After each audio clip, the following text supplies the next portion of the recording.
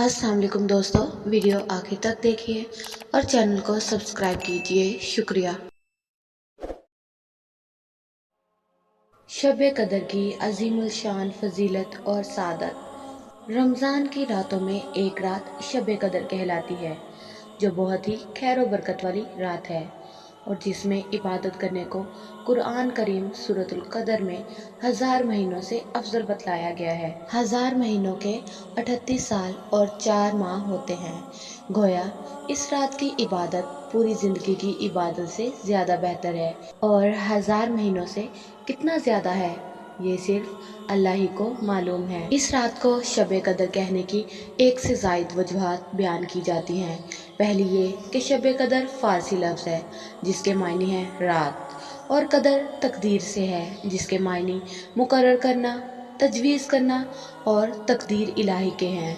तो शब कदर के मायने तकदीर की रात के हैं और उस रात में हर आदमी का रिज़्क़ और रोज़ी मुकर्रर किया जाता है, उम्र लिखी जाती है, हर तरह के फैसले लिखकर जिम्मेदार फरिश्तों के हवाले कर दिए जाते हैं, इसलिए इसको शब कदर कहते हैं।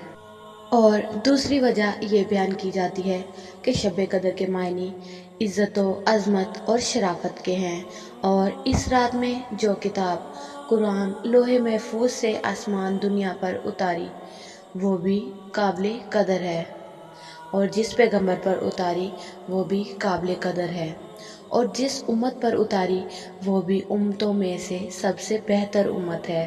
तो इन काबिल कदर चीज़ों की वजह से इसको शब कदर कहते हैं, जिसके मायने हुए अजमत वाली रात, जबकि अरबी में लैल कहते हैं रात को, और कदर के मायने अरबी लुगत के अंदर कदर मंजिल के हैं, यानी इंतहाई ताज़ीम वाली रात। सूरतुल कदर में इस रात की फजीलत और इस रात में अल्लाह ताला की तरफ से नाजिल होने वाली रहमतों और बरकतों का खास जिक्र फरमाया गया है और यहाँ तक बता दिया कि ये रात तलुए सुबह तक सलामती वाली रात है। मुफसरीन की ये राय है कि ये रात रमज़ान अल मुबारक के आखिरी अशरा की ताक रातों में, यानी 21, 23, 25, 27, 29 में से किसी एक में है।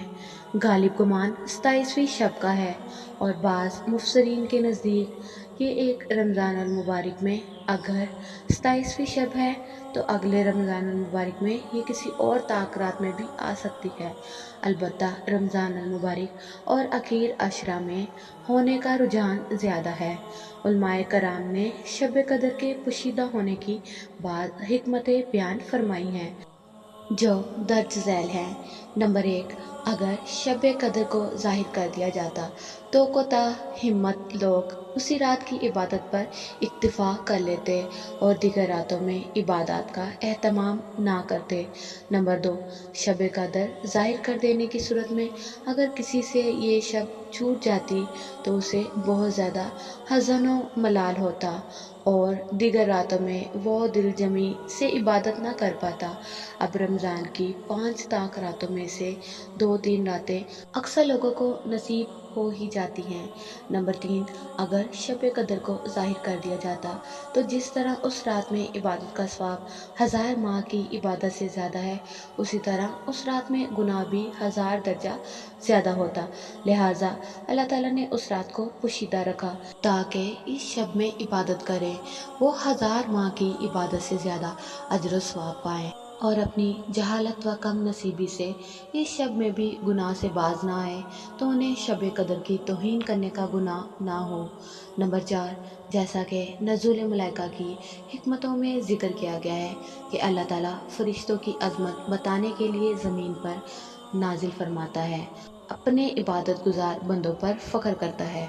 शब कदर ज़ाहिर ना करने की सूरत में फ़ख्र करने का ज़्यादा मौका है कि ए मलाइका देखो, मेरे बंदे मालूम ना होने के बावजूद महज एहतमाल की बना पर इबादतों अतात में इतनी मेहनत वसी कर रहे हैं। अगर उन्हें बता दिया जाता कि यही शब कदर है तो उनकी इबादतों न्याज़मंदी का क्या हाल होता।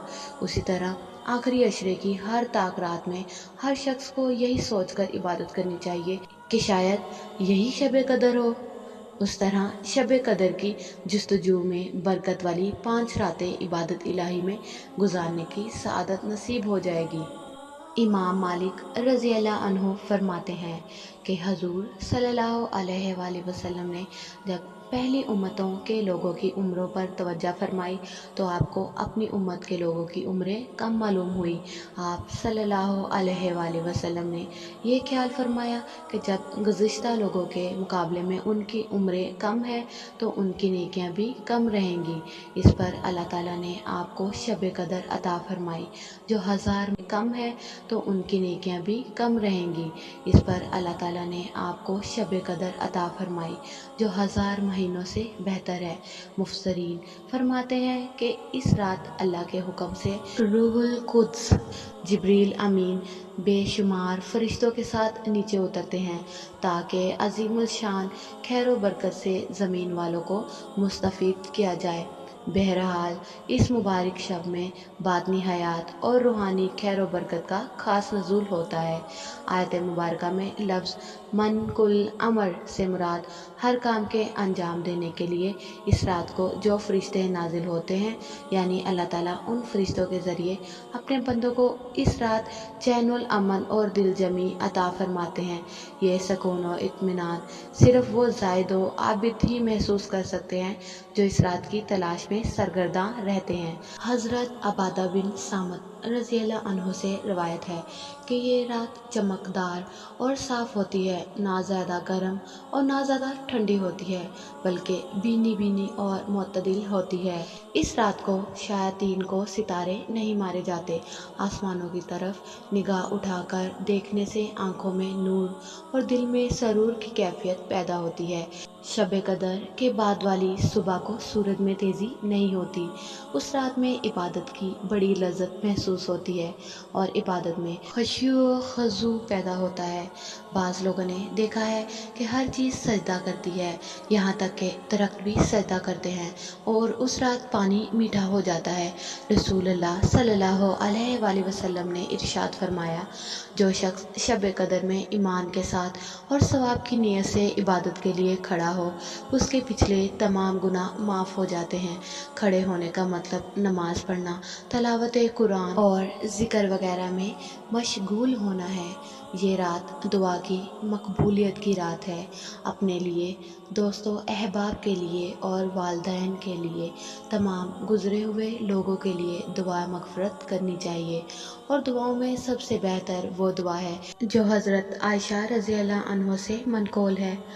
ام المومنین حضرت عائشہ صدیقہ رضی اللہ عنہ فرماتی ہیں کہ میں نے عرض کی، یا رسول اللہ صلی اللہ علیہ وآلہ وسلم، مجھے بتائیں کہ میں لیلۃ القدر کو کیا دعا مانگوں؟ آپ نے ارشاد فرمایا، یہ دعا پڑھا کرو، اللہم انک عفو تحب العفو فاعف عنی۔ ترجمہ، اے اللہ تو معاف کر دینے والا ہے اور معافی کو پسند کرنے والا ہے، بس مجھے بھی معاف کر دے۔